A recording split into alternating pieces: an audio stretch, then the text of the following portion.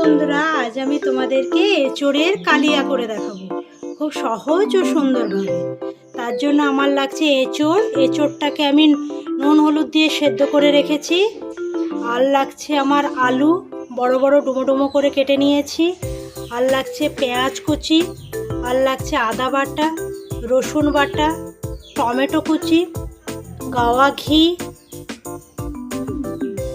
গরম মশলা, তেজপাতা, গোটা জিরে, চিনি, সাদা তেল, এদিকে লাগছে নুন, হলুদ গুঁড়ো, লঙ্কা গুঁড়ো।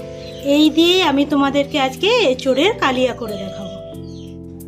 আর লাগছে আমার সাদা তেল আর সর্ষের তেল। এই রান্নাটা আমি দুরকম তেল দিয়ে করব। কড়াটা আমার গরম হয়ে গেছে। এরপরে আমি সাদা তেল আর সর্ষের তেলটা মিশিয়ে দিলাম। এরপর আমি আলুগুলোকে লাল লাল করে ভেজে নেব।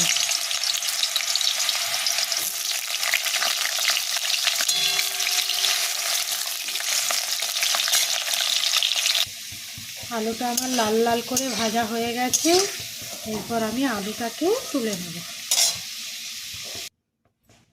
আলুটাকে তুলে নেওয়ার পর ওই তেলে আমি একটু ঘি অ্যাড করলাম, একটু গাওয়া ঘি দিলাম। তারপরে গোটা এলাচ, তেজপাতা আর গোটা জিরে ফোড়ন দিলাম। ফোড়নটা একটু লাল লাল করে ভাজা হয়ে গেলে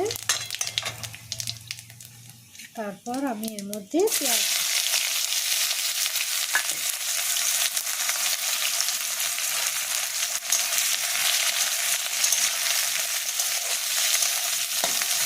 পেঁয়াজটা একটু লাল লাল করে ভাজা হোক। দেখুন, পেঁয়াজটা আমার লাল লাল করে ভাজা হয়ে গেছে। এরপর আমি এতে রসুন বাটা দেব।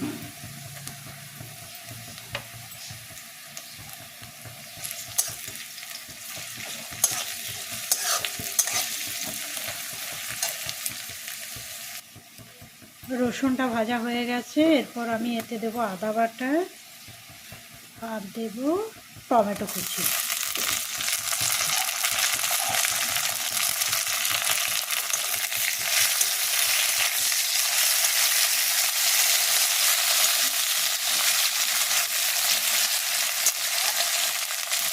এটা একটু ভাজা ভাজা হোক।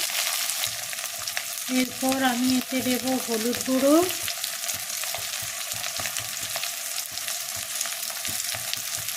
আর দেব লঙ্কা গুঁড়ো,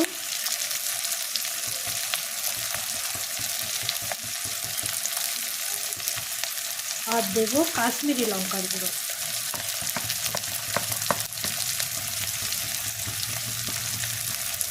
আর দেব নুন।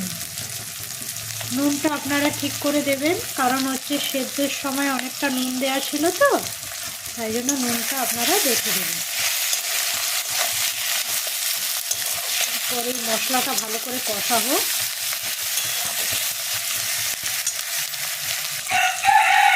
এই দেখুন, মশলাটা কত সুন্দর কষা হয়ে গেছে, তেল ছেড়ে গেছে। দেখুন, মশলাটা থেকে তেল বেরিয়ে গেছে, টমেটোগুলোও নরম হয়ে গেছে। এরপর আমি সিদ্ধ করে রাখা এঁচোড় আর আলু যে ভেজে রেখেছিলাম ওইটা এবারে দিয়ে দেবো।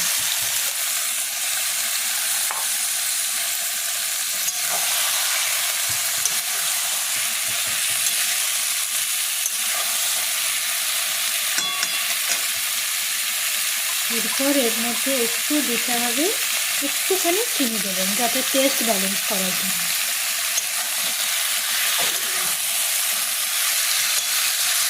এঁচোড়ের সাথে মশলাটাকে একটু ভালো করে কষাতে হবে।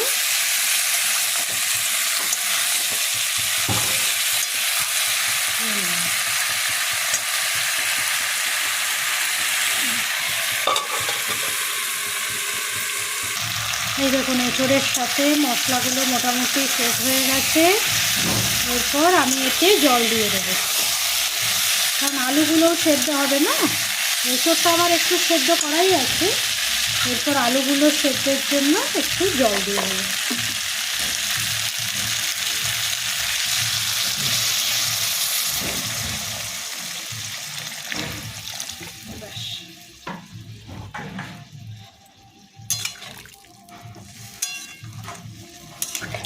জল দিয়ে গ্যাসটাকে কমিয়ে দিতে হবে। দেখুন কত সুন্দর রং এসছে, দেখুন।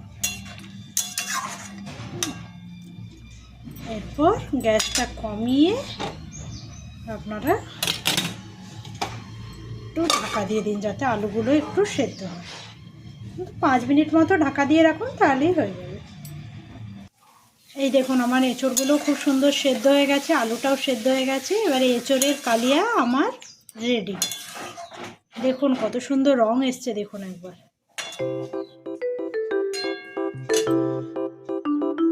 এই দেখুন আমার এঁচড়ের কালিয়া রেডি। এইভাবে আপনারা একবার বানিয়ে দেখুন। ঝাল ঝাল লাল লাল এঁচড়ের কালিয়া, খেতেও কিন্তু খুব সুন্দর হয়। একবার বানিয়ে দেখুন আমার এইভাবে, আর আমাকে কমেন্ট করে জানান কেমন হয়েছে।